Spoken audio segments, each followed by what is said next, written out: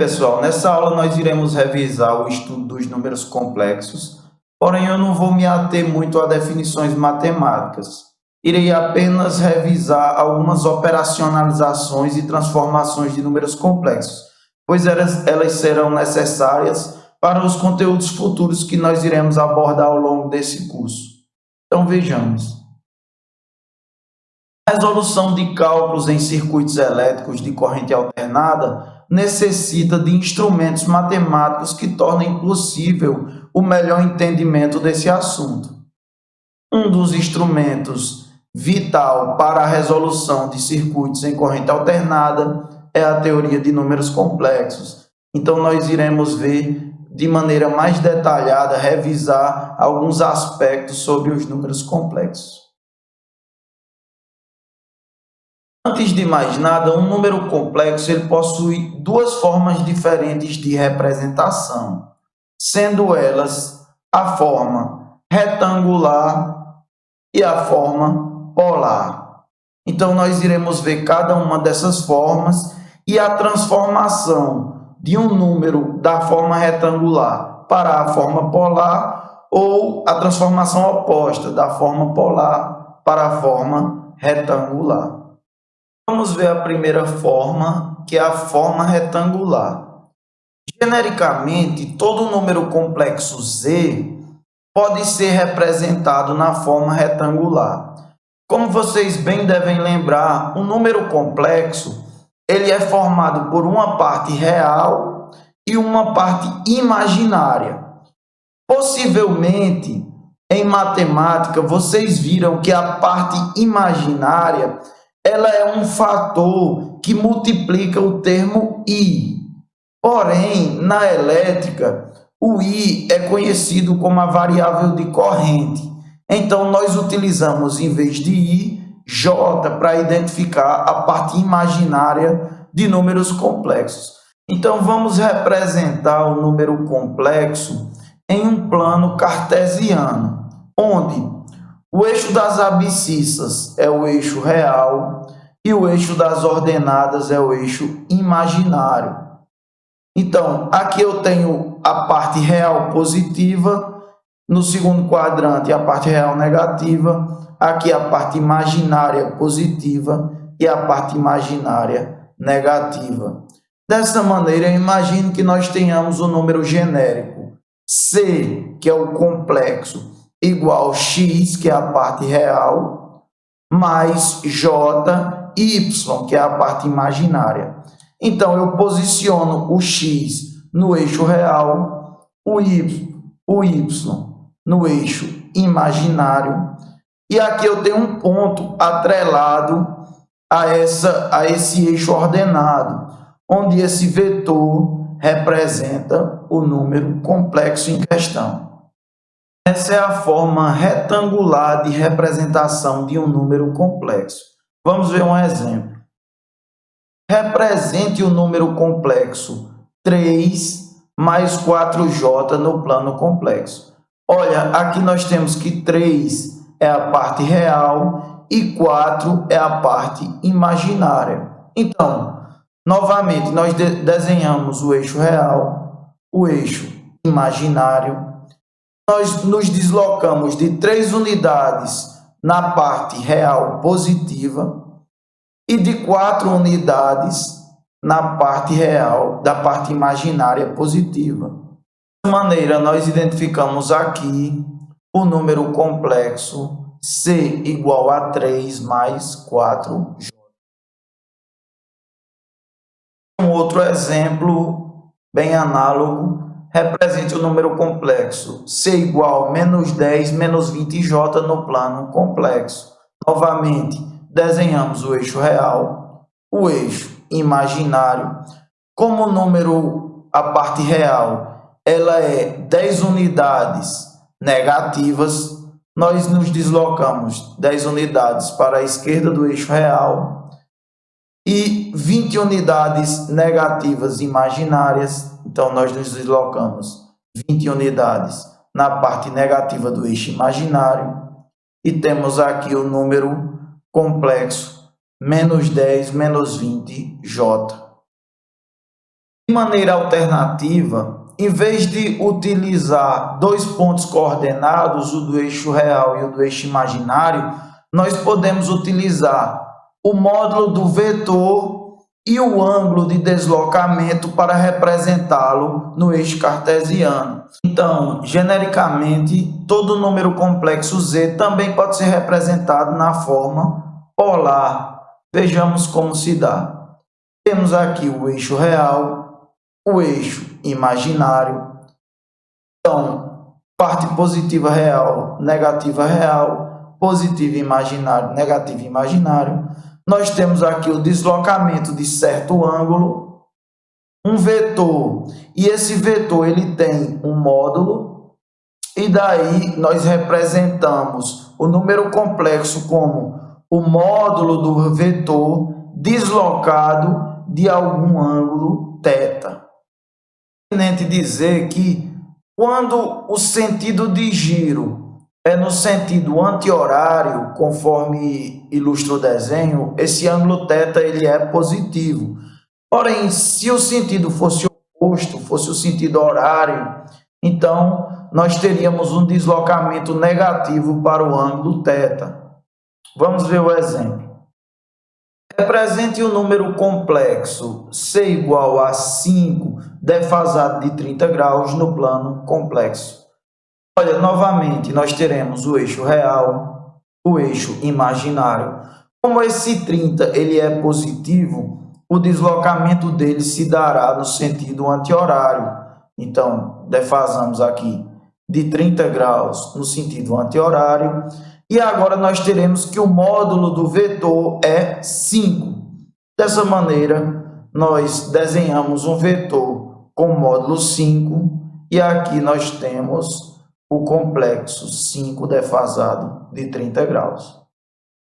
Vamos ver agora esse outro exemplo, que nós temos 7 defasado de menos 120 graus. Novamente, eixo real, eixo imaginário.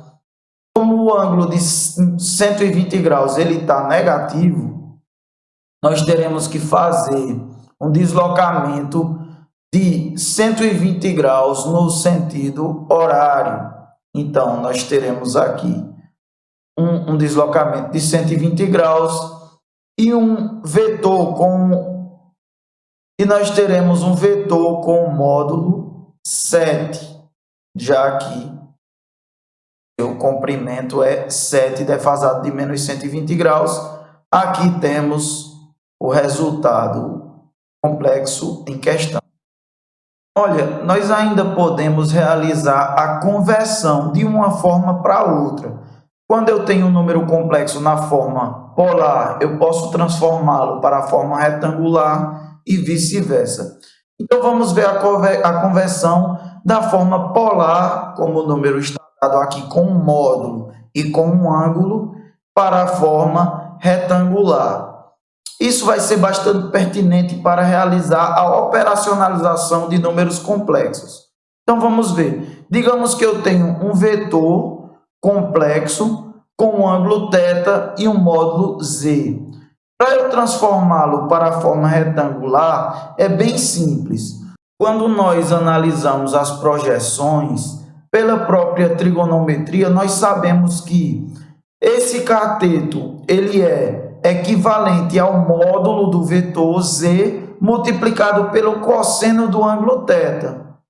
E esse outro cateto, ele é equivalente ao módulo do vetor multiplicado pelo seno do ângulo θ. Dessa maneira, nós teremos a conversão para a forma retangular, onde a abscissa ela é dada pelo valor x igual a z cosseno de θ, e a ordenada y é dada pelo módulo z multiplicado pelo seno de θ.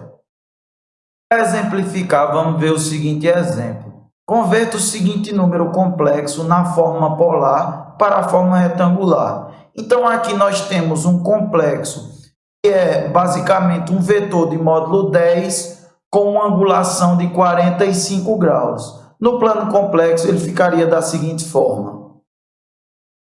Então, nós iremos passar esse complexo para a forma retangular. Como visto, nós teremos que ver qual é o valor da componente em x e da componente em y para esse complexo. A componente em x, ela é o módulo multiplicado pelo cosseno do ângulo. Então, o módulo do vetor é 10, multiplicado pelo cosseno do ângulo, que é 45. Isso ficará 10 vezes 0,707, que me dará uma componente x igual a 7,07.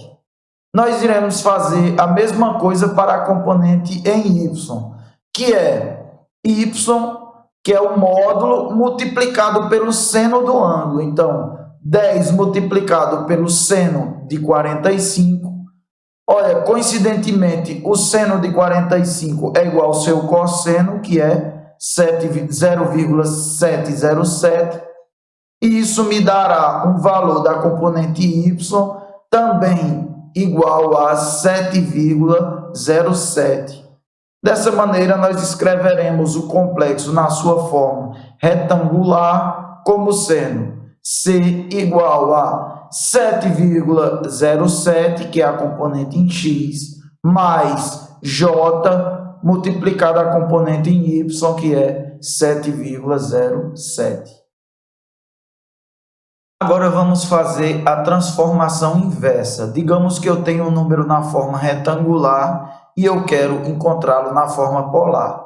Como visto, nós iremos necessitar de descobrir o ângulo e o módulo desse vetor. Para tanto, o ângulo ele é dado pelo arco tangente de y dividido por x, ou seja, esse ângulo é o ângulo cuja tangente é igual a esse cateto dividido por esse.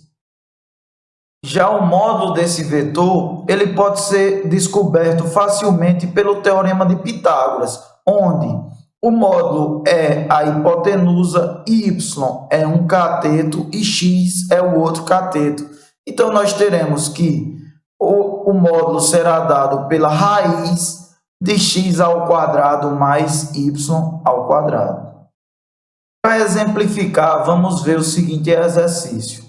Converta o seguinte número complexo na forma retangular para a forma polar. Então, nós temos o complexo que ele é dado por 6 mais 3j e eu quero descobri-lo na forma polar. Então, conforme foi mencionado, nós iremos necessitar do módulo e do ângulo.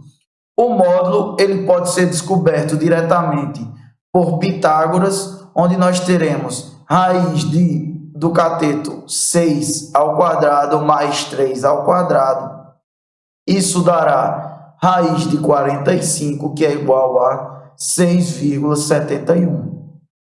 Já o ângulo ele é dado pelo arco tangente da parte imaginária dividida pela parte real. Então, arco tangente aí, basta implementar a função tangente a menos 1 na calculadora científica, 3 dividido por 6, isso dará o valor do ângulo 26,57 graus.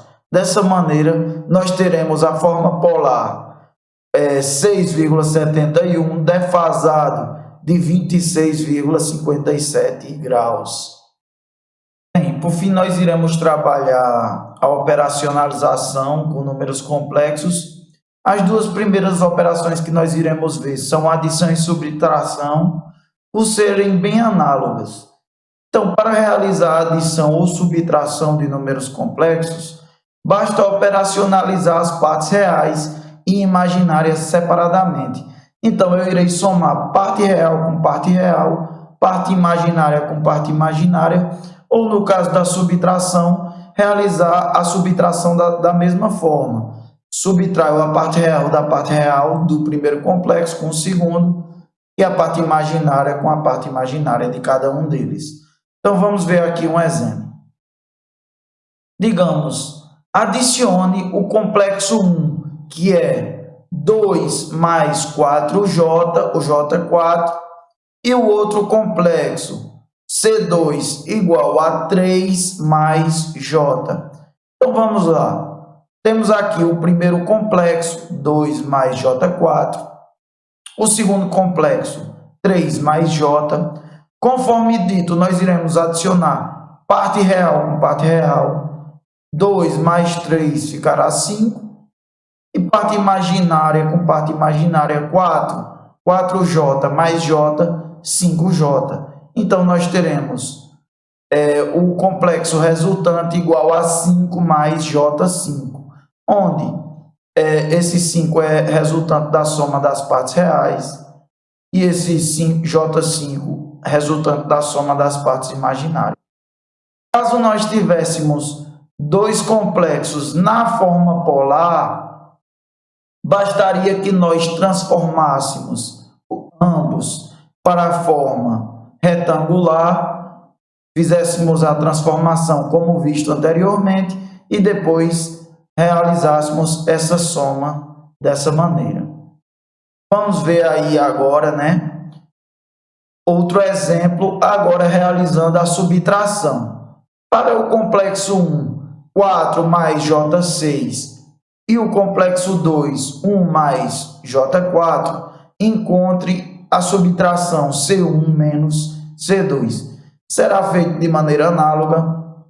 Nós temos aqui o primeiro complexo, 4 mais J6, o segundo complexo, 1 mais J4.